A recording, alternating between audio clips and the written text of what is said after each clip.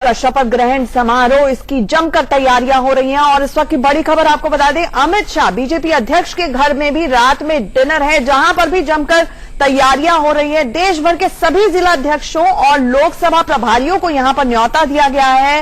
याद होगा आपको, एक बार नहीं कई बार बीजेपी अध्यक्ष अमित शाह कह चुके हैं कि हमारी डेडिकेटेड कैडर की पार्टी है और ये सब लोग हमारे परिवार वालों जैसे हैं। ऐसे में कहीं ना कहीं थैंक यू नोट जो जाता है वो जिला अध्यक्षों और लोकसभा प्रभारियों को जाता है, जिन्होंने इस प्रचंड बहुमत से बीजेपी को जिताया है। और उन्हीं के लिए आज एक डिनर होगा अमित शाह के घर पर शाम को।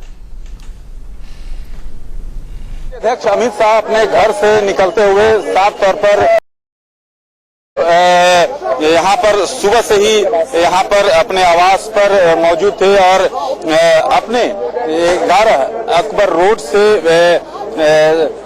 घर से निकल चुके हैं। जिस तरह से उनका काफिला जो है 7 LKM की ओर बढ़ा है, से उम्मीद की जा रही है कि वे प्रधानमंत्री से मिलने जा रहे हैं। लेकिन जिस तरह से यहाँ अमित शाह के घर पर जो आयोजन किया जा रहा है, यहाँ पर कुछ देर पहले टेम्पो में जहाँ फूल माला और गुलदस्ते यहाँ पर लाए गए थे और उसके बाद कुर्सी टेबल और रेड कारपेट यहाँ पर लाए गए हैं, तो साफ तौर पर समझा जा सकता है कि बीजेपी के राष्ट्रीय अध्यक्ष अमित शाह के घर पर जश्न की तैयारी है। कैमरामैन शरद के साथ राकेश कुमार सिंह, इंडिया न्यूज, दिल्ली। तो आज शाम 7 बजे है भव्य शपथ ग्रहण समारोह और इस दौरान लुटेंस दिल्ली में बहुत ज्यादा वीवीआईपी मूवमेंट हो रही है। ट्रैफिक का क्या हाल है, क्या अरेंजमेंट्स किए गए हैं और सिक्योरिटी के कितने पुख्ता अरेंजमेंट किए गए हैं, नरेश बिस्वानी की रिपोर्ट देखिए। नरेंद्र मोदी प्रधानमंत्री के तौर पर दूसरी बार शपथ लेने जा रहे हैं और शपथ ग्रहण समारोह राष्ट्रपति भवन के अंदर ही होगा। इस वक्त हम राजपथ पर मौजूद हैं, जो रास्ता रायसीना हिल्स के लिए जाता है। इन तमाम रास्तों को शाम को 4 बजे बंद कर दिया जाएगा, क्योंकि तमाम वीवीआईपी गेस्ट यहां पर पहुंचेंगे। तमाम मेहमानों को यहां पर आने के लिए आमंत्रण दिया गया है और इसी के चलते तमाम रास्तों पर रिस्ट्रिक्शन होगा।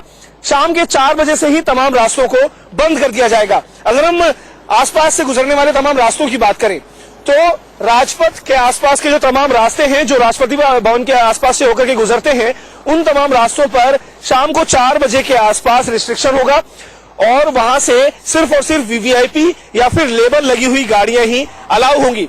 इसके अलावा आसपास के तमाम रोड्स हैं, उनके अगर हमको नाम बताएं तो नॉर्थ एवेन्यू, साउथ एवेन्यू, साथ ही साथ दारा शिकोह मार्ग और चर्च रोड, इन तमाम रास्तों पर से पूरी तरह से एंट्री प्रतिबंधित रहेगी और सिर्फ वीवीआईपी गेस्ट यहां से गुजरेंगे। इसके अलावा अगर हम सुरक्षा की लिहाज से बात करें तो करीब 10,000 सुरक्षाकर्मी इस दौरान राष्ट्रपति भवन और आसपास के एरिया में तैनात रहेंगे और 2,000 पुलिसकर्मी सिर्फ और सिर्फ उस रूट पर रहेंगे जहां से वीवीआईपी गेस्ट्स की आवाजाही रहेगी, उनका आवागमन यहां से होगा। उन जगहों पर करीब 2,000 पुलिसकर्मी तैनात रहेंगे। इसके अलावा जो पुलिसकर्मी हैं, उनकी यहां पर यही कोशिश होगी कि किसी भी तरीके से यहां पर कोई अप्रिय दुर्घटना ना घटे और सुरक्षा को पूरी तरीके से चाक चौबंद बनाकर रखा जाए। कैमरा पर्सन राजन सिंह के साथ नरेश बिस्वानी, इंडिया न्यूज, दिल्ली। और लोकसभा चुनावों के दौरान बीजेपी का नारा था इस बार हाफ अगली बार साफ। ऐसे में पश्चिम बंगाल पर सबकी नजर रहने वाली है। मंत्रिमंडल में ज्यादा तरजीह मिलने की उम्मीद है। पश्चिम बंगाल बीजेपी अध्यक्ष दिलीप घोष का क्या कुछ कहना है, वो भी सुनिए। सर, पहले आपसे पूछेंगे कि आज जो ओकेशन में आप आए हो, क्या आपसे कोई भी बातचीत हुई है पार्टी की तरफ से कि आपका रोल क्या रहेगा या फिर आगे आप क्या काम करोगे या फिर मिनिस्ट्रियल कैंडिडेट के बारे में भी कोई बातचीत हुई है पार्टी की तरफ से? नहीं, इस मामले में मेरे से कोई चर्चा भी नहीं की है। जो करने वाले वो सोच रहे हैं, निर्णय लेंगे। मैं जो काम कर रहा था उसी काम में मुझे ज्यादा रुचि है। सर, अगर बात करें बंगाल की, हम अभी भी देख रहे हैं कि सिचुएशन में कोई कंट्रोल नहीं है। ममता बनर्जी इसके चलते कही है कि वो ओथ टेकिंग सेरेमनी में नहीं आएंगे और उन्होंने ये कहा है कि बीजेपी 1 अगस्त जो ओकेशन है उसको पॉलिटिकल बेनिफिट्स के लिए यूज कर रहा है, क्योंकि जो फैमिली मेंबर्स थी बीजेपी वर्कर्स की जो इस वायलेंस के चलते चल बसी, उनके फैमिली आ रहे हैं इस ओकेशन में। तो इस सिचुएशन का आप क्या कहोगे? ममता बनर्जी सच्चाई से भाग रही है।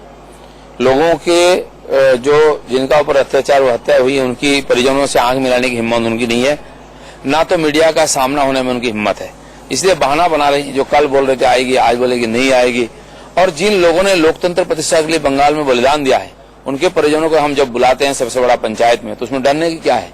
सामना करना चाहिए, लेकिन वो नैतिक और शक्ति उनमें है ही नहीं, इसलिए वो भाग रही, इसलिए मुंह चुरा रही है।